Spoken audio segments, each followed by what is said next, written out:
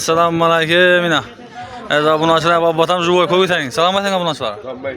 Ina, go'sht necha so'm bo'ldi? 100. Birinchisi chislani.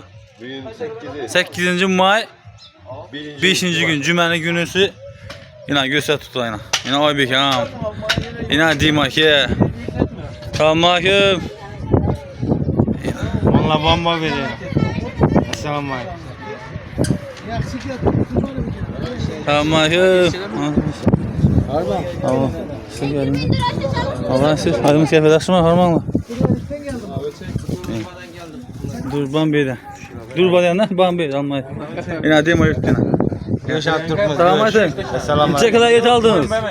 Bu yıl hatta 3 kilodan pes almıyordu hiç kim. 2 kilo getirsin Yine mi? ustala yurtta köprü kalar. Ina Oybek ham şöyle ina respo. Ne diyorsunuz bu yapılara? He? Satandan sonra gelinden beri yola geçse ustala yurtta. Rustama var mı ina? Ina göğüs neçe so'm bo'ldi? 100 ming so'm. Cuma günü.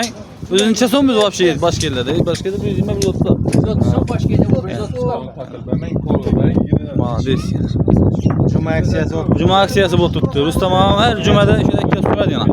Manzilimiz shu Gulzor mahallasına kirib kelaverishda Babbatang magazinida uchrashganda shu endi. Kelavenglar bemalol. Ustala köprü kalmayacağım. Ustalar ko'proq olaman. Yana Dimaga shu yerda Sivasda. Oybek bosh bu yana. Alloh yo'laydi. Mahalla tinch, havo yaxshi, shamol bo'lib turibdi. Ulug'bek yangında to'yina.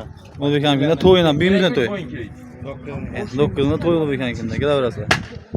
Atburam atalar. Bo'ladingiz do'stlar. Oldu. Ya. Ben yardıma karan. Ya.